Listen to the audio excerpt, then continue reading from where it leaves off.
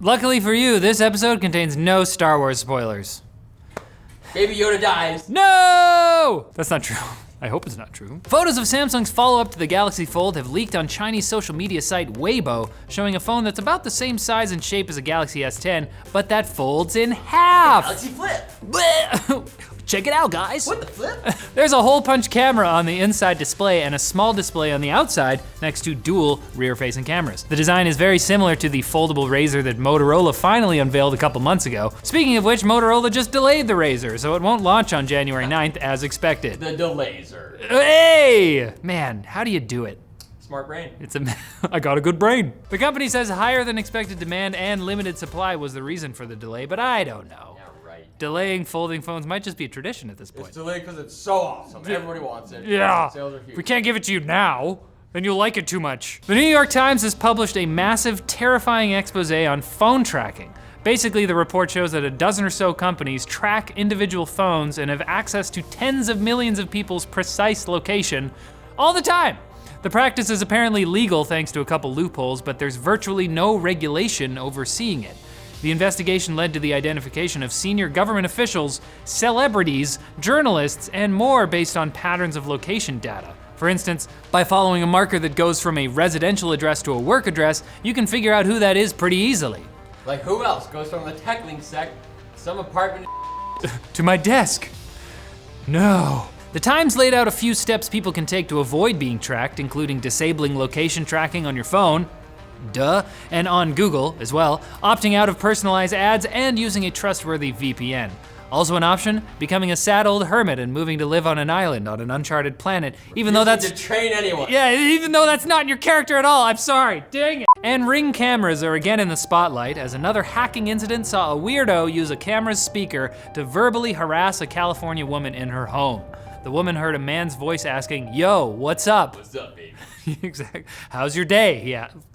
Before asking her to show him some blanks. Show me those blanks. Yeah. She's got huge blanks. I mean, all Stop it. He then reportedly set off her home alarm system.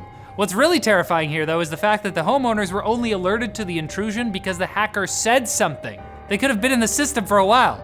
You just don't know they're there because they're not talking to you. Ring says that this incident, as well as one last week where a man spoke to a little girl in her room, are being caused by the use of bad passwords. But then it was reported that a set of login information for as many as 3,600 users had leaked. Ring says that they did not suffer a data breach and that hackers were most likely able to log in because their users reused passwords from other services that had already been breached before. So I guess all of this goes to show if you're buying a security camera for your house, use a strong password and two-factor authentication. We need original password. An original one. Unique one. Use like a password manager. Now it's time for Quick Bits, brought to you by War Robots, the free-to-play game that puts true PvP action in your pocket.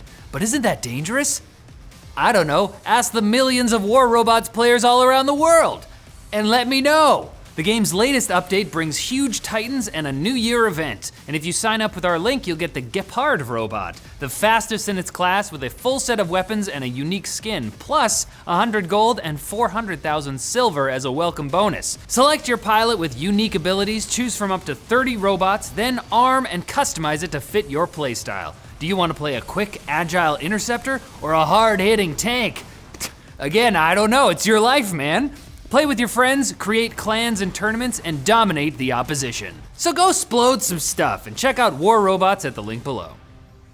Everywhere you look, everywhere it's the quick bits. The quick Bits to hold on to. Yes, that's it, stop. Facebook has had enough of this cooperation and sharing business, so they're making their own operating system from scratch, with the eventual goal of replacing the Android-based systems on Oculus and the company's future AR devices.